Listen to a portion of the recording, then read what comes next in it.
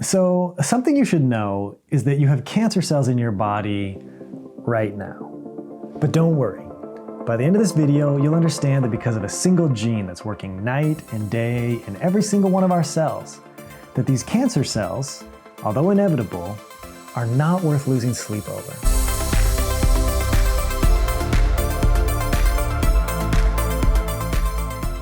Hi guys, my name is Ryan Quinton. I'm an MD PhD. I was in school basically nonstop until I was 34 years old. I'm a doctor, I'm a scientist, and this is a channel where we make the mysteries of cancer understandable to anybody. So the first thing we need to understand is that our bodies are made up of somewhere around 50 trillion cells. This is an insane number that is impossible to comprehend, but let's try. Imagine that you were going to count every single one of the cells in your body. And let's say it takes 1 second per cell. How long would it take for you to count all 50 trillion cells? Take a guess. Let's imagine that as you count, you move backwards in time instead of forwards. How far back do you think that you would end up? If you started right now, after the first year of nonstop counting, you would be at 31 million seconds. You would need to keep counting, all the way back to D-Day, when the Allies are storming the beaches of Normandy. And at that point, you would be at 2.5 billion seconds. You need to keep counting, past the Revolutionary War, the Renaissance, the Crusades, past Muhammad, Jesus, Buddha, past the pyramids, even back to when saber-toothed tigers and woolly mammoths are running around. Canada and Europe are covered in a giant sheet of ice. You've gone back 30,000 years, and finally you've made it to 1 trillion. Now you just have to do that again 49 more times. Back to the birth of Homo sapiens, the very first modern humans have emerged in a valley in East Africa. You're back 300,000 years, and you're at 10 trillion seconds. You just have to count through 4 more ice ages, past our ancient pre-human ancestors discovering fire and building the first stone tools, and then finally, you're back to 1.5 million years ago. And you've done it. You've reached 50 trillion. You have a cell in your body for every single one of those seconds. And if that's not enough, the number of cells in your body that die and are replaced by new cells every day is the same as the number of stars in the Milky Way galaxy. And with each new cell division comes new random mutations. So even though the chances that a cell will acquire all the mutations it needs to become cancer are small, it almost doesn't matter how long the odds are when every day you roll the dice 100 billion times. And you have 50 trillion cells that could potentially turn into cancer. You are bound to get a cancer cell sooner or later. And in fact, this is what happens in all of us. We inevitably get cancer cells that form, but some very important thing, stops them from growing into a tumor. And that very important thing is a gene inside every one of our cells, working as we speak to stop the cancer cells in our body from taking over. The gene is called P53. Now, why is it called P53? Well, scientists are good at many things, but coming up with creative names is not one of them. The scientists who discovered it named it P53 because the protein that is made from the gene weighs 53 kilodaltons. A kilodalton is just a unit that is used to weigh really, really tiny things. So that's the 53. It's like naming your child 8 pounds 3 ounces. It's obviously not great, but don't let this terrible name get in the way of your appreciation for this gene. P53 functions as a master switch. When P53 is on, a cell can never divide. It doesn't matter if there are tons of signals coming from inside and outside of the cell telling it to divide. If P53 is on, the cell cannot move forward with division. You could imagine how this would be important in stopping cancer, which is a disease where cells are dividing out of control. So maybe there is a cancer cell in your body right now. There is. And maybe it's sending all sorts of haywire signals trying to start on a journey of uncontrolled division. It is. And maybe you're concerned about P53. Don't worry. P53 is very capable. Sometimes it will just freeze a cell and prevent it from dividing if it senses something is wrong, but it has the ultimate move that can never be beat. If a cell is really messed up, P53 will just activate a self-destruct pathway and blow the cell up. This is called apoptosis, and it happens all the time in your body. So you have cells in you right now that have all the mutations to make them a cancer cell. They're trying to divide and become a tumor, and P53 is holding them back, keeping them frozen as a single cell, completely harmless. There have also been countless cells in your past that were cancer cells with the potential to grow into a tumor, and P53 just activated self-destruct and the cell exploded. Every cancer cell that eventually goes on to become a tumor has to get around p53, one way or another. And because people do get cancer, it's obvious that this is possible. So what happens?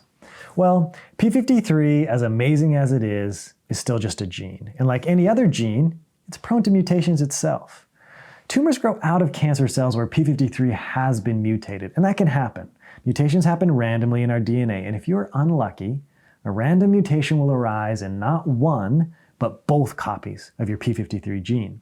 Remember, all of our cells have 2 copies of each gene. So in order to get past p53, you have to get a mutation in both copies. Now the odds of that happening are low, but again, every day your body rolls the dice hundreds of billions of times, with each new cell division giving rise to new mutations. Not to mention the additional random mutations we get from everyday encounters with our environment. So if a cell randomly gets mutations in both copies of your p53 gene and gets the other random mutations needed to become a cancer cell, it can grow into a tumor.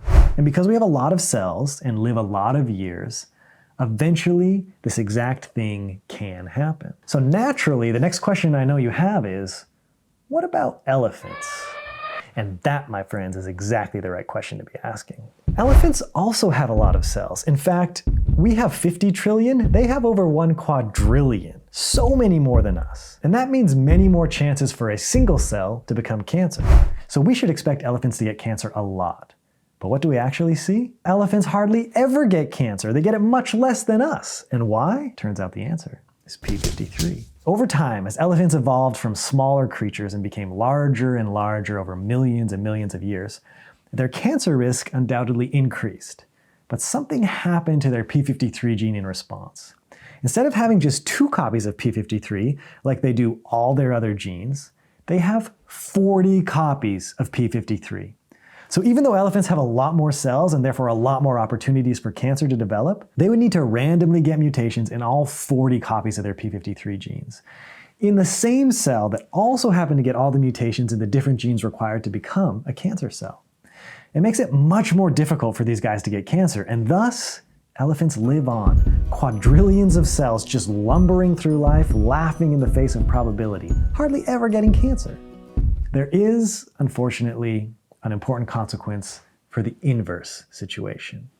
Sometimes, if someone is really unlucky, the single cell that they started from can have a random mutation in one of its p53 genes. And if the original starting cell has only 1 working p53 gene, that means that every cell in your body, because they all come from that original cell, will have only 1 working copy of p53. Now, in any one of those trillions of cells, you're only 1 mutation away from knocking out p53 completely. The actual chances of getting a mutation in p53 are still small. I mean, you have over 30,000 genes, the vast majority of your DNA doesn't even encode for genes. You could get mutations almost anywhere, and it's not going to affect p53. But if you have 50 trillion cells all acquiring random mutations as you go through life, and they all have only 1 working copy of p53, it isn't a matter of if, only a matter of when you will get a mutation in that remaining copy and get the other mutations needed to become cancer. This condition is called Li-Fraumeni syndrome. And for people with this condition, they get cancer early and they get it often. I had a patient with this condition. When I met her, she was already in the ICU, hooked up to a breathing tube because the cancer in her brain had led to some intracranial hemorrhages and seizures, leaving her unconscious and unresponsive. Her young body, she was only 39, had been riddled with cancer for years, and she was nearing the end of her struggle. I took care of her as the decision was made to withdraw life support, and soon after that, surrounded by her family and loved ones, she took her last breath. I remember watching her die and just thinking, this is all due to some crazy molecular accident. If that mutation that she inherited had been anywhere else, her life would have been completely different.